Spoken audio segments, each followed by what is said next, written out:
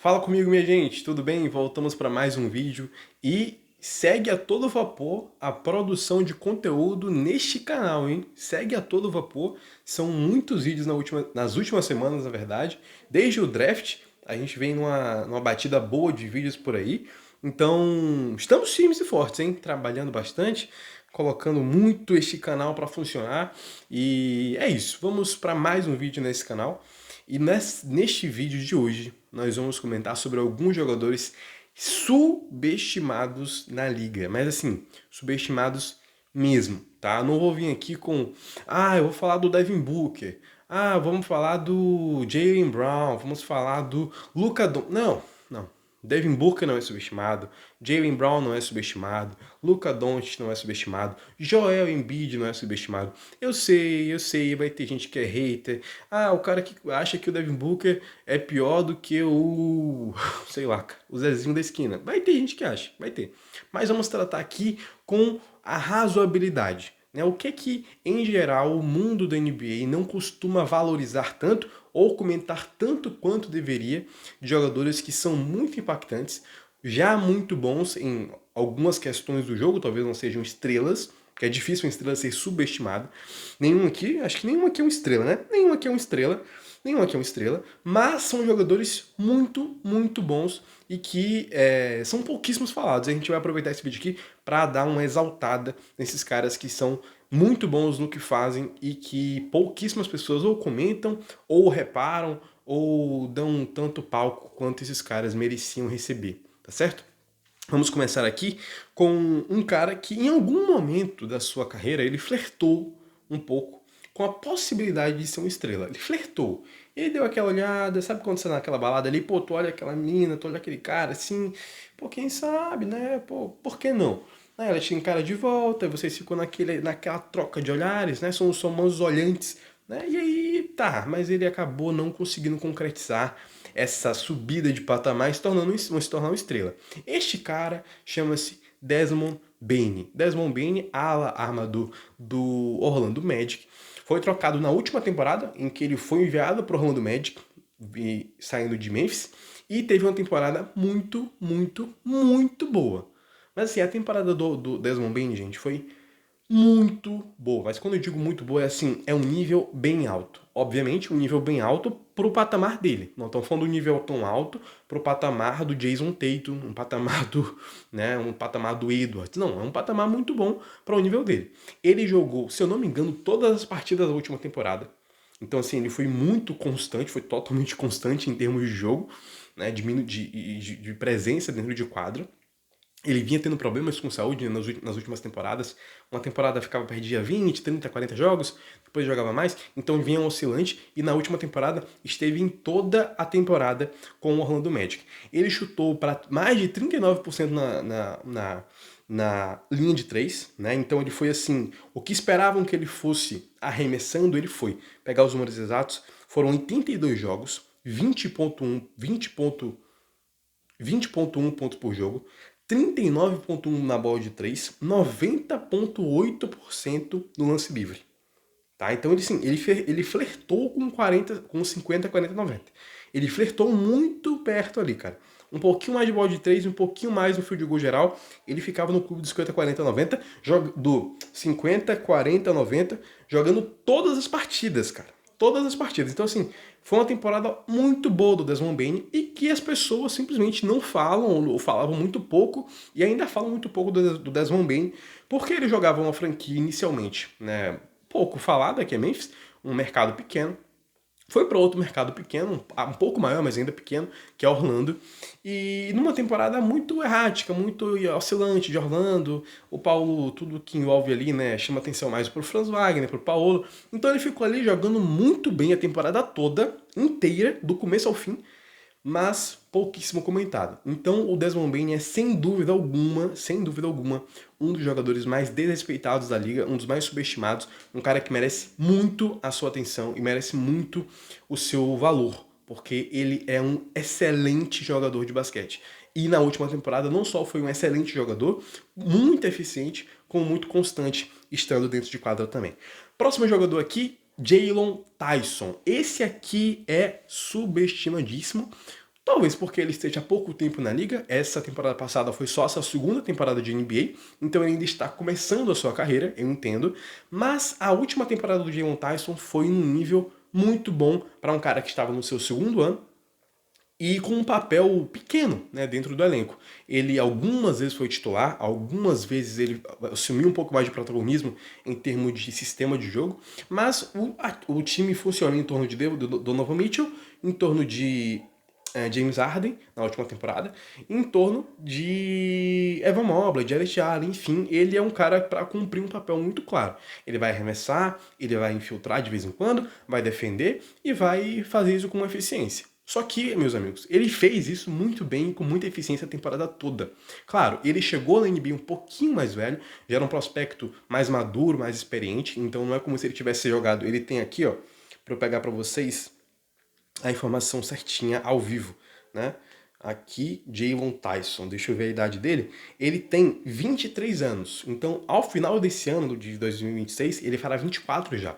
Então o jogador já é um pouco mais velho para um cara que acabou de chegar na liga. Ok, eu entendo. Mas ainda assim, a última temporada dele foi muito boa, cara. Ele jogou 26,9 minutos por partida, teve 13 pontos por jogo, chutando para 44,6 na bola de 3. 13 pontos por jogo, arremessando para quase 45% do perímetro. Aí vocês vão me perguntar, Atila, mas ele chutou para 45%? Deve ter chutado ali uma bola e meia por partida, tentado duas bolas por partida, né? Porque normalmente é assim, o cara arremessa um pouco menos, a eficiência sobe. Só que não, ele arremessou 4,5 bolas de 3 por jogo. Quase 5 bolas de 3 por partida e ele teve quase 45% de acerto. É um volume alto com um aproveitamento completamente bizarro, cara. 45%, 44%, arremessando quase 5 bolas por partida é muito fora da curva, gente. É muito fora da curva. Tudo isso enquanto ele também era eficiente nos arremessos gerais, né, lá dentro do garrafão. E ele também enfim, jogou a temporada como um todo, né? Teve 66 partidas na temporada. Então, assim, um jogador bem secundário, um jogador que vem do banco, de vez em quando começava a partida, de vez em quando não, deixa eu pegar o número exato, para não passar a informação errada aqui para vocês.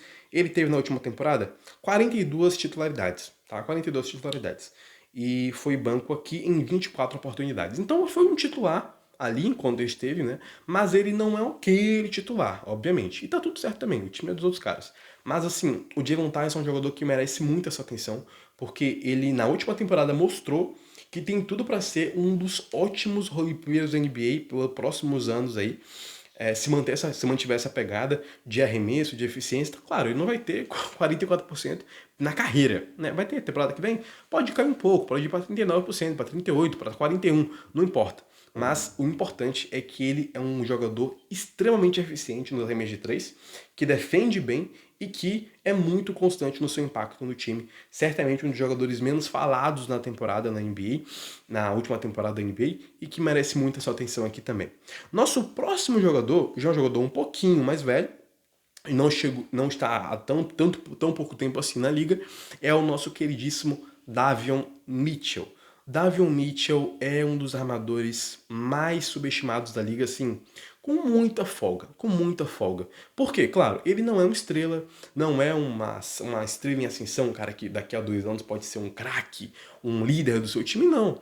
Ele é claramente um jogador complementar, um cara que vai auxiliar suas estrelas. Só que nesse papel de auxiliar a sua estrela, ele vai muito bem, cara. Ele é um ótimo passador, um cara que toma decisões muito boas, enquanto é um bom defensor de mano a mano, no 1 contra 1, né? É um armador um pouco mais baixo, não tem uma estatura tão alta, mas ele consegue pressionar bem a bola, na defesa individual ele vai muito bem, tem leituras muito boas, né? Instintos muito bons também na defesa, e consegue ser eficiente no ataque. Ele não vai ter um volume de 3 tão alto assim, mas é um cara que nos últimos anos vem conseguindo ser eficiente na bola de 3, e passar muito bem a bola. Ele vai gerenciar muito bem o seu jogo, vai cadenciar, vai acelerar, vai encontrar passes pro seu pivô, passes pro perímetro, vai jogar no pick and roll, enfim, ele vai operar o seu ataque de várias maneiras e com muita eficiência. É um cara que eu não entendo porque as pessoas não falam muito mais dele do que vem falando, cara. Não entendo mesmo. Claro, de novo, Eu sei que as pessoas tendem a falar mais dos caras que ou já são estrelas ou podem ser estrelas. É natural, tá tudo certo.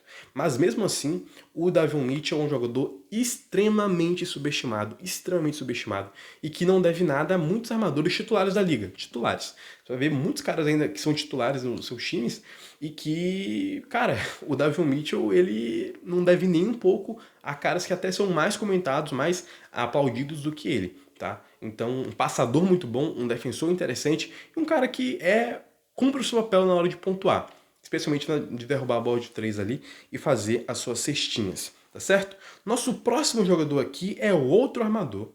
Outro armador. Esse cara aqui, eu vou falar pra vocês. Ele não é pouco subestimado, não. Ele é muito subestimado. Colin Gillespie, acho que é assim que se fala, né? Gillespie, enfim, um quezinho de italiano ali, imagino que seja assim que se pronuncie. Colin Gillespie, pelo menos assim que eu aprendi a pronunciar, é muito, mas muito subestimado, gente. Muito subestimado. Esse cara, ele é tão bom jogando basquete, mas tão bom jogando basquete, ele faz o básico muito bem feito e ainda com um temperinho diferente. Ele faz o feijão com arroz, faz o feijão com arroz. Ele opera pick and roll, ele encontra passes, ele acha jogadas, mas ele também derruba umas bolinhas de 3 safadas, aquelas bolinhas de 3 que que te levanta da cadeira, aquele step back. Enfim, ele tem um tempero no jogo dele que eu não consigo compreender como as pessoas ainda não aprenderam a falar desse cara noite sim noite também. Tá? É um jogador muito bom de basquete. Eu vou trazer aqui também os últimos números aqui, os números dele na última temporada, foram simplesmente 12 pontos por jogo, em 28 minutos por partida, com 40% na bola de 3, 4,6 assistências por partida. Tá? Isso jogando, meus amigos, 80 partidas na última temporada. Então, assim, foi muito constante. Ele arremessou na última temporada 7 bolas de 3 por partida. 7 bolas de 3 por partida. 7. E teve 40% de aproveitamento. Assim, só pra gente ter uma base, talvez tenha alguém que esteja aqui e não conheça tanto, ou esteja entrando no mundo do NBA por agora. Quando a gente fala de volume na bola de 3 e eficiência, a gente precisa lembrar sempre que quanto mais você arremessa, a tendência é que você erre mais. Né? Se você, por exemplo, é um chutador eficiente, mas tenta ali 2 bolas de 3 por partida, digamos que você acerte ali 40%. Aí você vai acertar ali o quê? 0,8 por partida, mais ou menos? Imagina que seja isso aí, né? 0,8, 0,7, enfim. Então, assim, você tem uma eficiência boa. 40%, 39%, 38%. Boa eficiência, muito boa eficiência. Só que o seu volume é baixo. Então, na prática, você não produz tantos pontos assim. Porque com 0,8 bola de 3 por partida, você produz em média quase uma bola de 3, a quase 3 pontos por partida em média. Em média. Se você arremessa 5 bolas de 3, já é uma faixa de volume muito mais alto.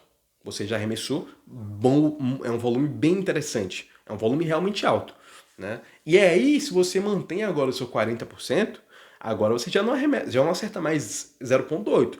Você já acerta ali 2 bolas por partida. Já dobrou a sua produção numérica. Então você produz muito mais pontos para o seu time, com eficiência ainda muito boa. Então, quanto mais alto o seu volume e também mais alta a sua eficiência, mais absurdo você é. É por isso que o Stephen Curry é absurdo, o Klay Thompson lá no auge é absurdo, esses caras todos. Porque eles mantinham um volume muito alto e uma eficiência muito alta também. Só que aí tem um porém. Pra gente ter digamos assim, como é que se chama aquilo? Uma linha de corte. Né? Digamos que qualquer coisa acima de 4 arremessos por partida é um volume alto. É um volume alto. Claro que vai depender do seu valor, do seu contexto, do papel que você cumpre na equipe. Se o Curry arremessar 4 bolas de 3, é pouco. Mas se o Jalen Tyson arremessa 4 bolas de 3, é muito. Né? Porque o Jalen Tyson tem um papel muito pequeno no time. Ele é um cara que é um complemento. Né? Então, o jogador complementar arremessar 4 bolas de 3 é um bom volume. Arremessar 5 bolas de 3 é um ótimo volume. 6, excelente. Cara, um cara que é o complementar, como o Colin Gillespie, e arremessar 7 bolas de 3, ele tá no volume nível, cara, no nível de estrela. nível de estrela, é um volume bem alto, e ele acerta simplesmente 40%, gente. 40%. Enquanto ele consegue passar bem a bola, armar bem o time, organizar bem a equipe, né? Assim, eu não consigo entender, como o Collin Gillespie não é exaltado assim muito, muito, muito, muito, porque ele é um excelente jogador, cara. É um excelente jogador, tá bom? Nosso próximo jogador aqui, estamos chegando ao final da nossa lista, é Toumani Camara. Este aqui, e o próximo da lista, é um dos melhores defensores da liga inteira, e jogou assim na última temporada no nível de DPOY, muito perto disso, muito perto disso. Obviamente não vai concorrer ou não vai ser tão... Obviamente ele não vai concorrer ou ser tão falado, tão exaltado para um prêmio como esse. Jogando em Portland, ele tem que fazer assim, ele tem que fazer uma temporada absurda para poder concorrer de fato a esse prêmio em Portland e o time também acompanhar, né, a defesa do time ser uma defesa de elite para que ele tenha argumentos a favor dele, mais fortes. Então, só que ele joga num nível muito alto de defesa, muito alto, enquanto é um sólido arremessador. Aqui é um bom exemplo para eu comparar para vocês o Camara. O Camara eu não tenho exatamente o número de cabeça, tá? Mas eu sei que ele é um jogador eficiente no bola de 3, porque ele tem aqui, ó, vamos pegar o número aqui, ele tem 37% na bola de 3. Mas vamos ver o volume dele aqui, pra gente dar uma comparada com o que eu falei agora há pouco, a relação entre eficiência e volume, tá? Ele tem 7.2 bolas de 3 arremessadas por partida na última temporada.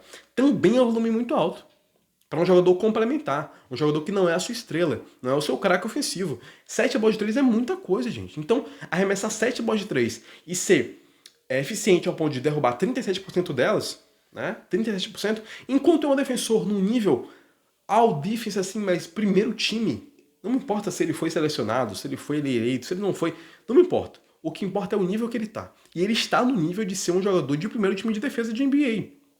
Ponto. Ponto. É o nível que ele está. Se ele foi eleito, aí vai depender da narrativa, dos votantes, dos caras que elegem, vai depender do time que ele joga, um monte de coisa. Mas o importante é o nível dele. O nível dele é o nível de um legítimo defensor de primeiro time de defesa de NBA. Então, cara, enquanto você faz isso e ainda é um bom arremessador de 3, cara, isso é um combo muito louco. É um combo muito louco. Eu sei que ele vem ganhando mais força, é um nome que vem sendo cada vez mais comentado, não é um cara que é totalmente esquecido. Dessa lista aqui, talvez ele seja o mais comentado junto com Desmond Bane. Mas ainda assim é pouco. É pouco. Esse cara precisa de muito mais aplauso, porque o nível que ele joga na defesa e consegue ser impactante no ataque ainda é difícil de achar, cara. É muito difícil de achar. É muito difícil. É muito difícil. Eu tô pra dizer pra vocês que não é loucura imaginar o nosso querido Toumani Camara sendo um jogador, no geral, mais impactante do que o Ausar Thompson, por exemplo. Eu até acho que o Ausar é mais defensor que ele. Um pouco mais. Não muito mais, mas um pouco mais. Só que no ataque a diferença é bem grande, cara. O Camara consegue ser um jogador ofensivo impactante, positivo. Aquele cara que você consegue envolver no ataque e ele ser um bom operário ali. O Alçar já não tanto. Então, enfim, uma pequena polêmica aqui, mas quem sabe outro vídeo a gente comente um pouco mais sobre isso. E o nosso último jogador, pra mim, esse aqui eu realmente, assim, tá há pouco tempo na liga, num time de um mercado minúsculo, eu sei, mas ele joga num nível muito alto na defesa. E excluindo Victor Wembanyama, talvez Evan Mobley, ele não deve nada a nenhum pivô ou grande defensivo da liga. Nenhum. Chet, Holmgren, nenhum, cara. Nenhum. Cara, o Alex Sarr, ele já está num nível tão alto na defesa. E eu sei que as pessoas não sabem muito disso porque ninguém vê o Washington Wizards jogar, a não sei quem ama muito basquete ou quem torce pro Washington Wizards. Mas se você gosta muito de basquete e vê o Washington Wizards, você sabe do que eu tô falando. Esse cara, ele é uma aberração na defesa, gente. Uma aberração. Ele é um defensor simplesmente formidável. Extremamente versátil, protege o perímetro muito bem e ainda é na defesa interior, na defesa de garrafão, né? A defesa de aro mesmo, proteção de aro. Ele ainda consegue jogar num nível altíssimo. Altíssimo. Eu não consigo contar 5 defensores de aro né, ali da área pintada, daquela área restrita, que sejam melhores do que o Alex Sarr. Não existem 5 no mundo hoje. Não existem 5. Você vai excluir, obviamente, o Victor Wembanyama, que está em outra conversa. E, na minha visão, ele não deve nada a mais ninguém. Não deve nada ao Mobley, não deve nada ao Chet. Inclusive, eu achei ele melhor que o Chet, inclusive. Eu sei que o Chet está em outro time, em outro contexto, um contexto muito mais visível para todo mundo, e por isso as pessoas adoram muito mais. Só que, na prática, quando a gente vai ver até alguns números, taxa de arremessos contestados próximo ao aro, a diferença de field goal, né, que ele gera nos atacantes, enfim, a produção de jogadores defendidos por ele e defendidos pelo resto do time, da NBA, melhor dizendo, é muito grande. Assim, ele é muito impactante na defesa, muito impactante, muito impactante. É um defensor de elite na liga, de elite. E não só de elite, mas muito valioso, porque o arquétipo defensivo dele, nessa proteção de aro, é muito valioso. É muito valioso. É diferente, por exemplo, do Davion Mitchell. Ele é um defensor muito bom, longe da elite, mas bom defensor, só que numa defesa menos valiosa. Que é ali uma defesa de pressão, uma defesa 1 contra 1. É uma boa defesa, mas menos valiosa. Quando você é um defensor de elite protegendo o aro, meu amigo, você tá no céu. Enquanto você faz isso, ainda protege bem o perímetro, joga bem contra o armador, cara, desculpa, gente, mas por que o Alex Sarr não é falado na NBA? Por quê? Eu entendo. Ele joga no Washington Wizards, ele é muito novo, tudo isso mais. Mas ainda assim, isso pra mim não interessa. O que interessa é que ele é um jogador especial quando a gente fala de nível defensivo. E nós lembraremos de Alex Sarr ao final de sua carreira, caso de tudo certo, a não ser que ele tenha uma lesão gravíssima, acabe com a carreira dele, tudo encaminhando como, né, deve se caminhar, ele será lembrado como um dos grandíssimos defensores, não só da sua geração, como na história da NBA. Essa é a minha projeção para o Alex Sarr, tá certo? O vídeo está ficando longo, um beijo, voltamos no próximo vídeo, tchau, tchau.